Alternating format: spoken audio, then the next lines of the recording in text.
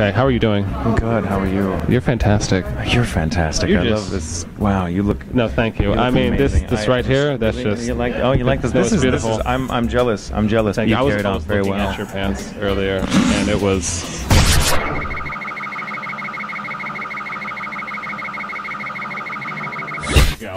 Hey guys, what's going on? Justin Bossnasti Silva, and we are here at A3K 25 representing Anime3000.com, where they do manga and anime podcasts, and hopefully in the future some live shows too as well. I am here with the fantastic Mr. J. Michael Tatum. Fantastic. And you, yes. So I'm so humbled now. Now there's so much pressure on me to perform. I don't know if I can live up to fantastic. Why do you have to start off so strong? Damn it. I'm so sorry. It was your hair just curved to the right, and yeah, you know. It's my new look. It's my Roaring 20s look. No, it was roaring last night, definitely. You know what I'm saying? Okay. And you wouldn't bring that up. Oh my gosh, I'm so sorry, darling. So, real quick, Mr. J. Michael Tatum, the amazing Mr. man. J. Michael Tatum, they just keep on coming. No, they do. Sire, thank you. I'll start calling you senpai pretty soon. Senpai, So- Sirah, Master. Yeah. Oh, sorry, go ahead. He may. Okay, so and so you do ADR directing, you do voice acting, you do adaptive screenwriting, so scripting and writing. Right. So the most interesting thing to me here is, first and foremost, I want to ask you, what was your first anime? How did you even get into the scene? Because I'm sure there's probably a story there before the voice acting even came around. Yeah, I was a little kid, a long time ago, tiny. And there's this little show called Star Blazers that came on the air, and I mean, I had no concept that it was originally from Japan. I just knew it as this really cool, epic cartoon, space opera, so to speak, and I just fell in love with it. I just started watching, and then from that you had your Robotech, Macross, of course, but Robotech in the old days as we knew it, and then you had your Voltron, and so on and so forth. And I just kind of grew up watching this stuff, and then later on in school I found people that like got me into other things like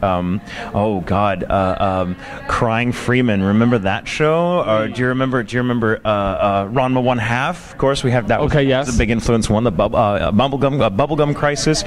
I mean, it's just tons of stuff. This was like part of my gestalt growing up, you know. And then as I learned it came from Japan, it was like this was back in the days too, by the way, when you used to have to find the stuff if you could, like a home video store, and they usually kept it out like maybe had like one shelf In the corner. Sometimes they had it Below the porn. Yeah, right. Like in the same room with the adult material, which sometimes was justified depending on the show. But so I used to run with a bunch of guys that was our thing. We used to watch all kinds of anime, and then I got out of it for a little while because then I guess the Pokemon boom wave hit, right? And that's awesome, but I was a little too old for that to really resonate with me at the time. So I just kind of I got out of anime for a while. And was this also around the time, if not before or after, when you decided to dive into voice acting? And even more so, was voice acting the first career path, the choice that you did dive into? No. Oh my God. Oh, that's quite a long story. So give me a moment. Okay. So. Oh God. Okay. So I had been an actor when I was a child as well, right? I grew up. I actually had a terrible stutter when I was a kid, debilitating. In fact, I very rarely spoke until I was about 9. This is very similar to the the movie is escaping me, the King's Speech. King's Speech. Yes. Oh, that movie. Just the feels. And so I had a speech therapist for several years who had ties to the theater, and we found that the stutter tended to disappear if I had something to recite from, a script or a piece of poetry or whatever. Very similar to what they did in the movie where you had him listen to the record. Precisely. And the noise canceled it out. Kind of wacky, like Jeffrey Rush's character, and had that kind of approach. So I kind of found like community theater and stuff as a kid because I literally found my voice in that way. So I grew up on the stage. I would go and be in these plays, and would come home and watch anime, and then go and be on plays, and come home and watch anime, and so on and so forth for years. But then there comes that time in your life when you're in high school and you have to choose what do you want to be when you grow up. And I just didn't think of acting as a thing you could do. I just thought of it as something you did on the side, but now it was time to put childish things to bed and go forth and earn money at a cube farm job and, be a responsible adult. Which damn the 3D world. Right. So I just kind of... I only rock 2D girls.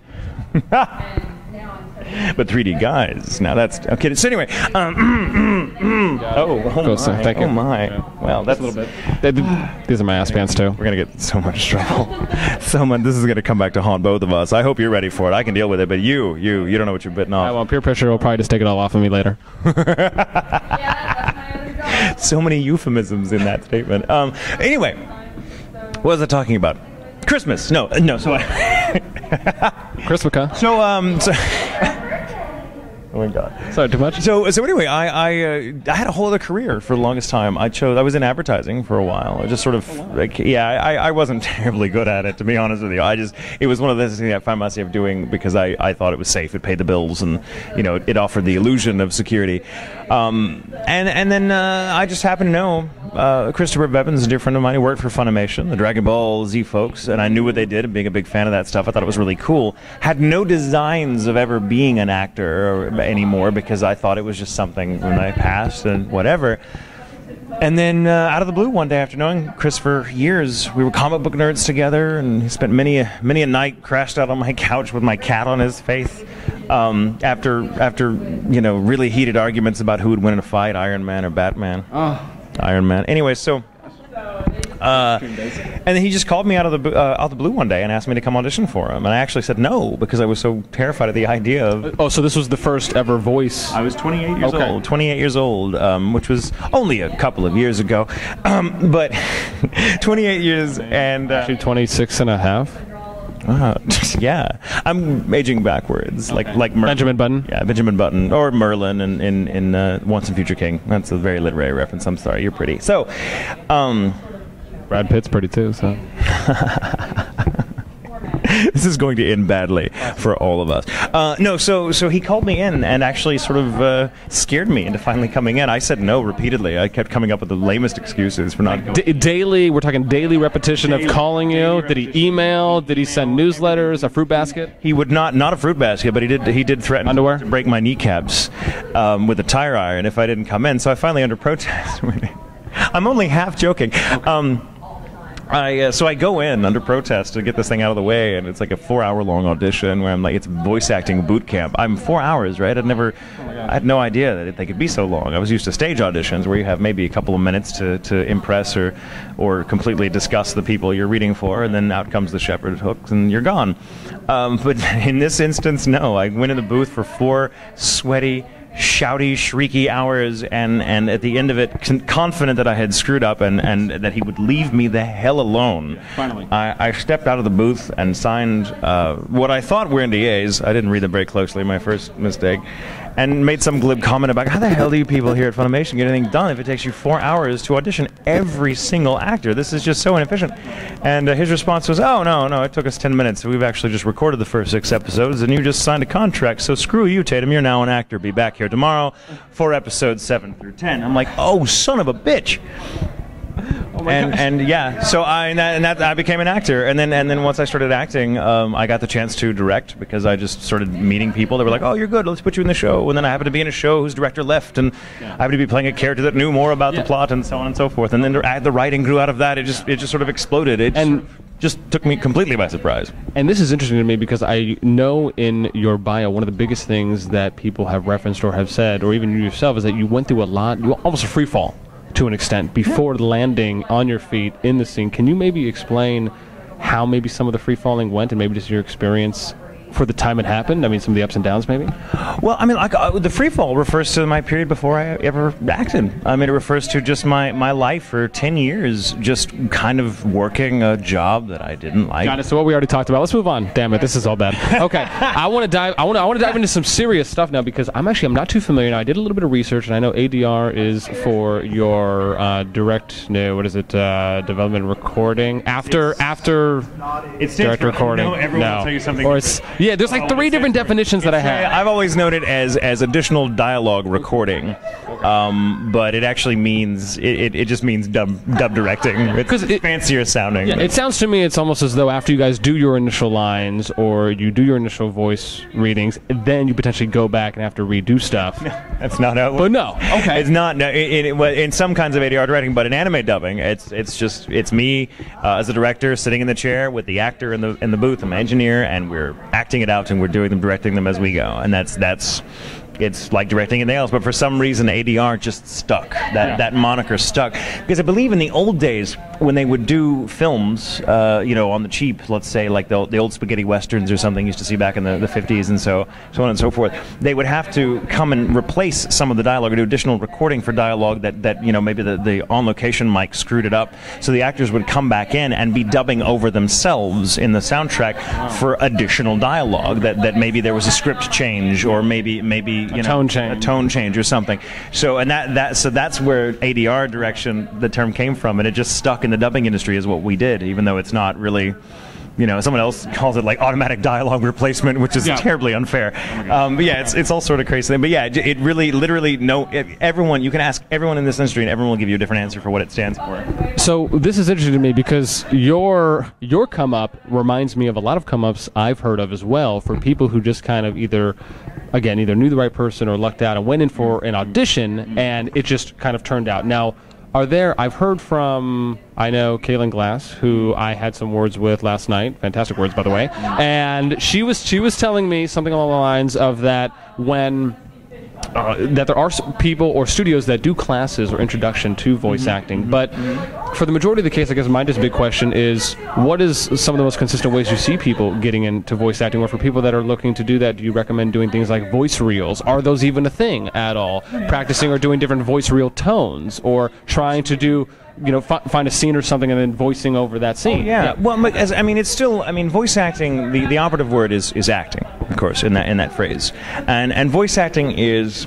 Yes, you need your demo reels. Some people can get in without, but you increase your chances, and they're certainly not going to hurt your chances to have demo reels. You have to live if you want to be in dubbing. They only do dubbing for anime in certain parts of the U.S. You have to live where it's done. They're not going to fly you in from anywhere to work. They don't have the time for it. They don't have the budget. So it's but the biggest thing with acting is anything you can do to increase your bag of tricks, to expand your knowledge of the craft, of the business, workshops, anything. Because luck, at the end of the day, I was kind of thrust into it, but I did have acting. It sounds as such. Right? But then once I got the chance, I started studying, I started taking workshops, I started trying to do everything I could to fine-hone my craft, because once I was in the door, I really, really wanted to stay and not screw it up. And so I just was constantly working. Especially after you had to come back the very next morning to record episode 1 through 7. Right. Well, that first show was boot camp for me, like I said. And after that I started taking acting classes again and all this other stuff just to try to remind myself how to do it and get familiar with how the business worked, because that's something I had never studied before when I was younger, and it was just something I did on the side because it was like community theater in college and stuff like that. So but yeah, anything you can do, anything any actor can do, and you just have to, oh my god, with acting though, the most important thing I have to say to anybody who wants to get in the business, be willing to do all kinds of acting, because there are so many jobs out there, but at the same time there are only so many jobs out there. So when someone comes to me, for example, and says, oh my god, I really want to dub anime, it's very flattering, because I presume that means we all make it look very fun, and it is fun.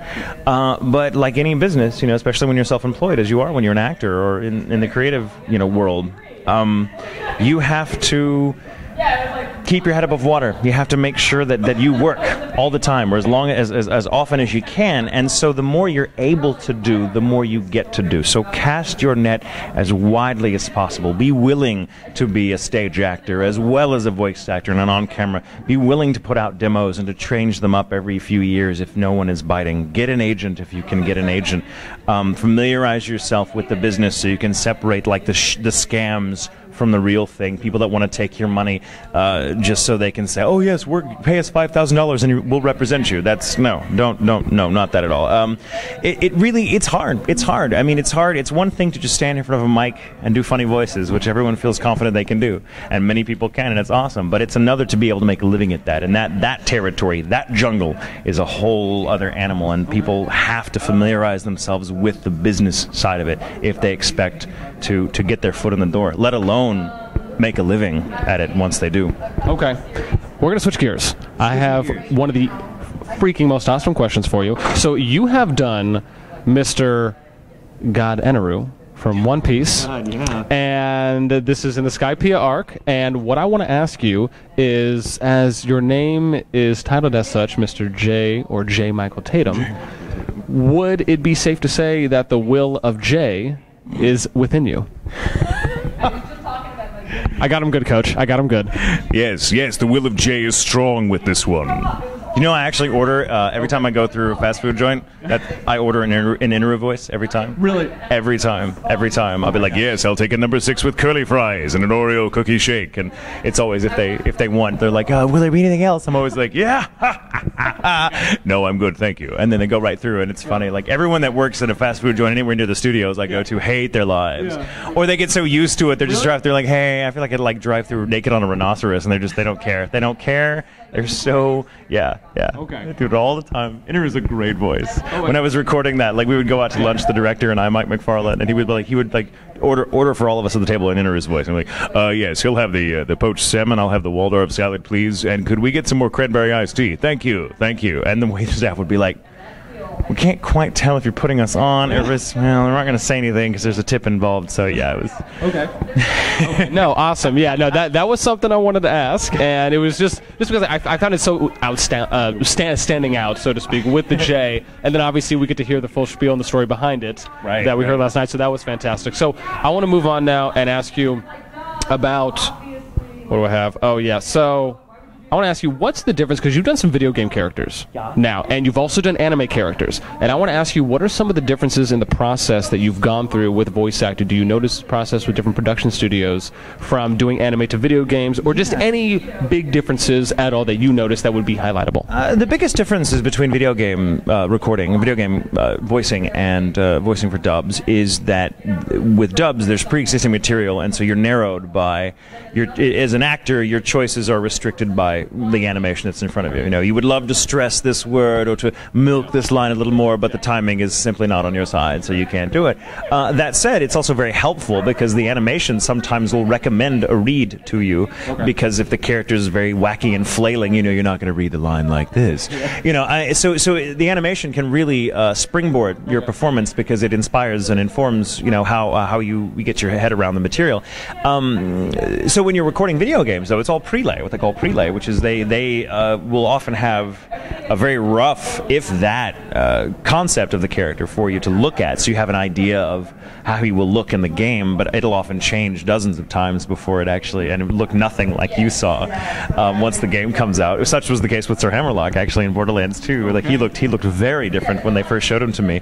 But then you go in and record just on that and the lines, and you're kind of recording in a vacuum, which is very freeing in the one sense, because you don't have pre-existing animation. They will animate the character around your performance. Wow. Which is what prelay Which is very different than what you would see in the animation. Exact opposite, yeah, as a matter of fact. So, in one sense, though, it's a little terrifying because you have so much freedom that, you know, I don't know about you, but I mean, like, the more choices I feel I have, the likelier I am to choose wrong. So it makes me very anxious and terrified. So, but Sir Hammerlock was one of those, true story, I'll tell this really quickly. When I came in, they showed me a concept that looked remarkably like a Time Lord, okay, from Doctor Who. Now, I'm a big Doctor Who fan, as many people know.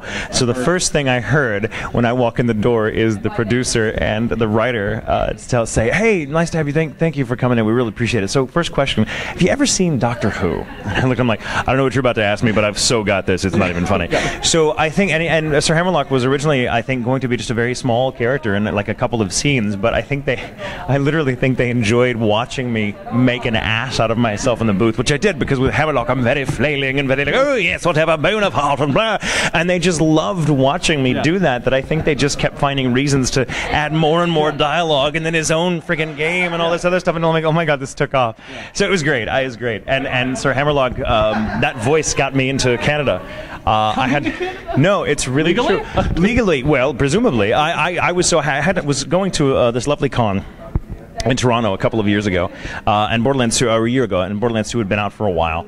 And it was slowly beginning to dawn on me how much people really, really seemed to love Sir Hammerlock, and so I was like, oh, well, that's good, that's fun, yay, because that was my first real big video game role.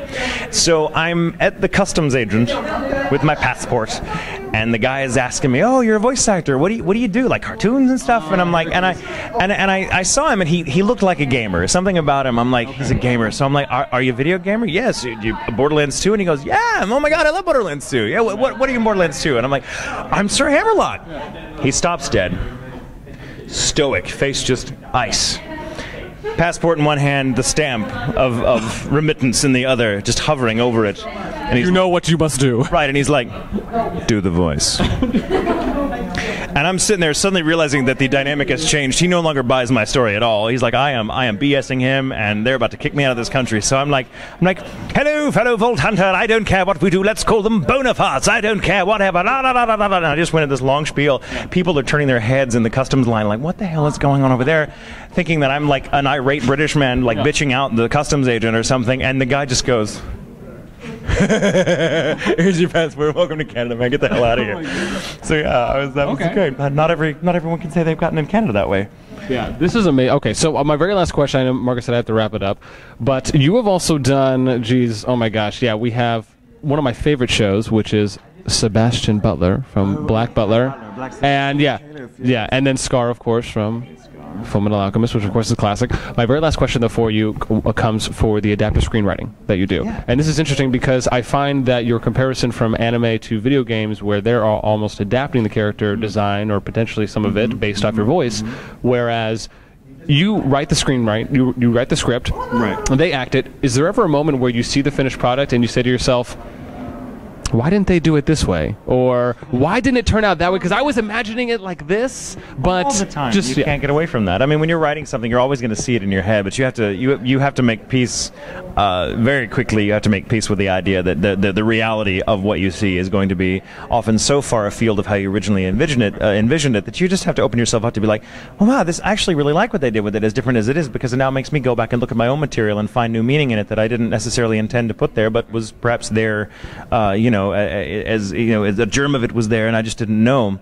I mean, I find all writers unconsciously do a lot of really good writing without knowing how good the stuff is, and then an actor gets a hold of it and makes you go, "Oh my God, that was a damn good line I wrote! Wow!" So it's kind of fun. I actually like seeing how different it is in my own head. I love just being surprised by what actors will do with a line. I love giving them the freedom to chew on a line like that. It's very rewarding. Well, Constant Jimmy Neutron Brain Blasts, we love it.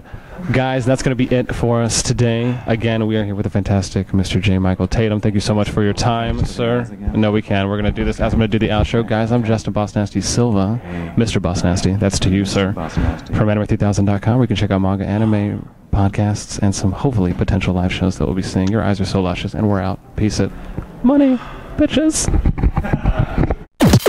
Anime3000.com is coming to a convention near you.